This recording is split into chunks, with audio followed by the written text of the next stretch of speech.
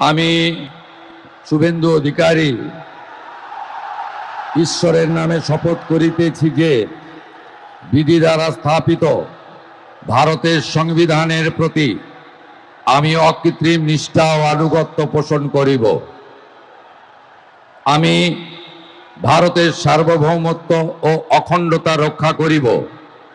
পশ্চিমবঙ্গ রাজ্যের মুখ্যমন্ত্রী রূপে আমার কর্তব্যসমূহ নিষ্ঠাপূর্বক এবং বিবেকসম্মতভাবে নির্বাহ করিব এবং ভয় বা পক্ষপাত, প্রীতি বা বিদ্বেষ রহিত হইয়া সকল শ্রেণীর জনগণের প্রতি সংবিধান ও বিধি অনুসারে ন্যায় আচরণ করিব।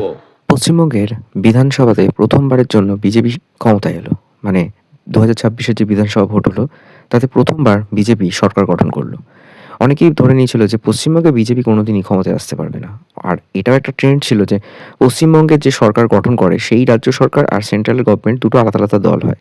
মানে কেন জানি না যে এটা 1977 সাল থেকে মানে অলমোস্ট 50 বছর ধরে এই ট্রেন্ডটাই চলে এসছে যে পশ্চিমবঙ্গের যে সরকার দল গঠন করছে, মানে যে দল থাকে যারা সরকারে আসছে সেই দল আর যেটা সেন্ট্রালে থাকছে তারা দুটো আলাদা দল থাকে। তাদের মধ্যে সবসময় ওই সাপে নেউলে সম্পর্ক হয় এবং সেন্ট্রালের বিরোধিতা রাজ্য করবে, রাজ্যের বিরোধিতা সেন্ট্রাল করবে। যার ফলে সেন্ট্রাল যে সমস্ত প্রজেক্টগুলো অন্যান্য স্টেটগুলোতে যেখানে যেখানে তাদের দল রাজত্ব করছে সেই সেম প্রজেক্ট এখানে কিছুতেই রাজ্য সরকার করতে দেয় না, বিরোধিতা করে। লাইক আয়ুষ্মান ভারত। কখনো দেখা যায় যে রাজ্য সরকারের প্রতি তিতিবিরক্ত হয়ে সেন্ট্রালও বাজেট অ্যালোকেশন কমিয়ে দেয়, জিএসটিটা আটকে দেয়, যেগুলো ঘটেছে রিসেন্ট কালে। কিন্তু এই প্রথমবার বাঙালি বিজেপি সরকারকে অ্যাকসেপ্ট করলো এবং এখানে একেবারে 207 খানা সিট নিয়ে দখল করলো। এবং প্রথম মুখ্যমন্ত্রী হলো শুভেন্দু অধিকারী। শুভেন্দু অধিকারী বেসিক্যালি মেদিনীপুর কাঁথি থেকে বিলং করেন এবং কাঁথি থেকে বা নন্দীগ্রামের জায়গা থেকে কন্টেস্ট এবং তারপর ভবানীপুর থেকে কন্টেস্ট, নিউটনে তার একটা নিজস্ব ফ্ল্যাট আছে বা বাংলো আছে, সম্ভবত সেখান থেকে তিনি এখন যাতায়াত করছেন।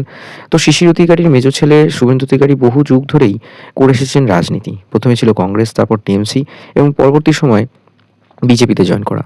এবং বিজেপিতে শুধু জয়েন করা না, 2020 থেকে টিএমসির বিরোধিতা করে যেভাবে বিজেপিকে সাপোর্ট করেছে এবং টিএমসির লুপহোলসগুলোকে বিজেপিকে সাপ্লাই দিয়েছে, তারপর অবশেষে দেখা গেল যে সেই 2021 এবং 26-এ গিয়ে তারা ভোটে হারালো। এবং এটা মানতেই হবে যে শুভেন্দু অধিকারীর যে বডি ল্যাঙ্গুয়েজ, যে ঝাঁজ, যেভাবে তিনি একা একে পুরো সাফ করে দিলেন এবং তার যা যা পলিটিক্স বা যার নলেজ এবং যেভাবে তিনি এভিডেন্স বেস কথাবার্তা বলেছিলেন যে আমি শেষ দেখেই ছাড়বো, মমতা সরকারকে ফেলেই দেবো, তিনি সেটা করে দেখাতে পেরেছেন।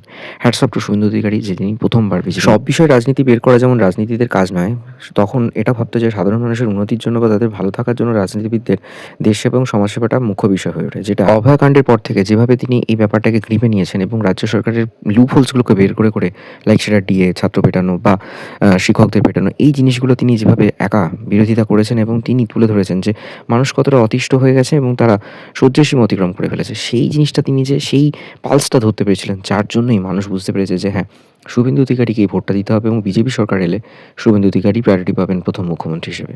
যদি তাকে সঙ্গত দেবে দিলীপ ঘোষ এবং অগ্নিমিত্রা পাল, আশা করা হচ্ছে যে সহ মুখ্যমন্ত্রী হিসেবে সাপোর্ট করবেন।